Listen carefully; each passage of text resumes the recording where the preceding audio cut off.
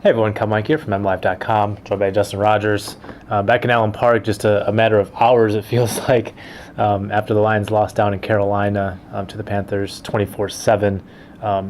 Justin, we hit on a lot of the problems the Lions have in that loss after the game, but now that you've had a chance to digest what went down 24 hours ago, what was your impression or your big takeaway? I love taking a second look at the game film just because, football's a tough game to digest live, and one of the things that really stood out to me on second viewing was how well the offensive line played. The run blocking still was inadequate. They didn't move the defensive tackles very well, creating the running lanes, but the pass protection was pretty solid. Even the right tackle spot with Garrett Reynolds, I thought he really held his own. Stafford had decent time in the pocket until the last drive when the game was pretty much out of hand anyway. I look at this loss and I probably put it more on Matthew Stafford than I did when I originally graded the performances of each unit. I liked what I saw from the offense overall in the first quarter, and it can be hard to remember because so much went down in the last three between injury and losing the game and so forth. But in that first quarter, they outgained Carolina something like 125-15 or so.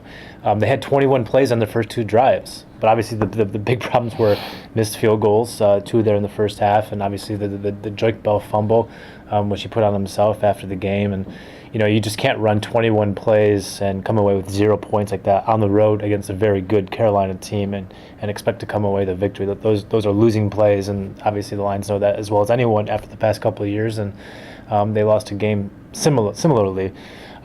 You talked about liking the offensive line, something that didn't get talked about right away because the Lions lost the game, but I like Darius Slay, and that's a big takeaway I took. I think he was not perfect, but I thought he was pretty sticky in coverage, especially downfield. Made a couple of really nice breakups downfield. Only allowed 4 completed passes, 44 yards, so no significant damage. And I think through 2 weeks of the season, he's been one of the biggest bright spots for the Lions. He is their top-ranked defensive back right now, according to Pro Football Focus. He's among the 25 or 30 best corners right now through the first 2 weeks of the season. We heard so much about his progression throughout the offseason, but sometimes it can be difficult to differentiate between coach speak and actual development. And I think we're seeing from Darius Slay that he's more the latter. Really quickly before I hit the Slay point, I just wanted to correct my own mistake earlier. I said I put the loss on Stafford. I meant more the passing game struggles. Obviously, the loss was, as you mentioned, the turnovers and the mental errors across the board. As for Slay, I think his timing's getting down. He's arriving at the exact time when the ball's getting there, and he's hitting hard. He's wrapping up, and he's doing all the right things. And you're seeing just great strides from his game. And on the other side, Rasheem Mathis is playing exceptionally well. Obviously, Mathis gave up the touchdown. He had a tough pass interference call in the end zone that led to another touchdown. But Benjamin had that great one-handed diving away. I have no idea how he came down with that, but Mathis was there. He get great coverage. And I thought all day he covered Kelvin Benjamin really well. Benjamin didn't do much of anything. Had 2 receptions, I believe, in the game. So the outside cornerback spots aren't the problem. It's those interior spots. And Caldwell said Cassius Vaughn played okay. I think he was being generous, and okay probably in a press conference statement from Caldwell means not very good, because I don't think he's ever said anything negative ever in a press conference about one of his players, and he probably never will. I don't like Vaughn there against the Packers. I think it's going to be a problem. They need to add somebody. I don't know what they're going to do, but the Packers are going to eat him alive in the slot. Well, there's 2 possibilities. They can add a nickel to play the nickel, or they could add an outside cornerback and move Rasheen inside. That's a last resort scenario. I think the Lions like Rasheen outside. He's played well there for them in the past year plus outside, and Rasheen wants to play outside. So I think that's what you'll see, but that's just a secondary option that's on the table given how many injuries have afflicted this secondary. And I think that's a huge issue for the Lions going forward.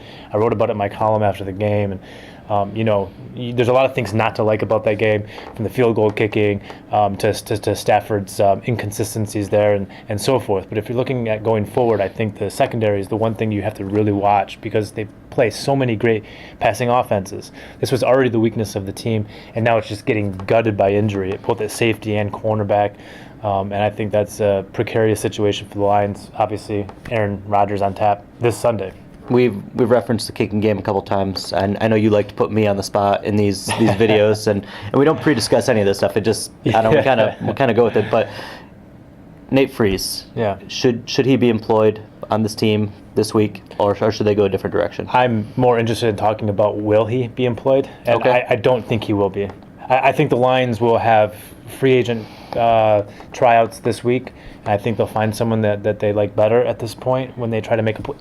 Do you have any confidence in this guy to make a playoff run, to actually make the playoffs, and put that guy out there in a pressure situation? None whatsoever. I think you have to go look at a guy like Jay Feely, perhaps, or whoever else is out there on the veteran market. And I think they'll try those guys out, and they'll find one they like more than Nate Freese. And I think he'll be the kicker next Sunday against the Packers. We'll see what happens. I'm speculating here, but I know for sure the Lions intend to bring in free agents, and I think that a change is warranted at this point. I know you've explored the veteran market that's out there. Who have you seen that maybe could be available for the Lions? I mean, you mentioned Feely. I think that's a good one. The best guy out there is Rob Baronis. He kicked several years with the Tennessee Titans. If he ended his career today, he would be one of the 10 most accurate kickers in NFL history. He's converted like 86%. He's good from distance. He's got a 60-yarder under his belt. Well, Nate Freese converts 40%, so that's not good. I mean, you have to convert 80% in the NFL these days to be a successful kicker. And Freese missing 3 out of 5. I mean, I get the idea that he's a rookie and there's going to be some lumps, but there's no learning curve right now. Yeah. You have to be successful from day one as a rookie at that position, because those are points in a league where lots of games are decided by one score. You can't afford to leave points on the board. That's what we got. We're both sleep deprived, so we're going to go take a nap or something. We'll be back here throughout the week, so keep it right here as the Lions begin preparations for the Packers and try to put this first loss behind them. For Dustin Rogers, I'm Kyle Meinke. We are MLive. Keep it right here.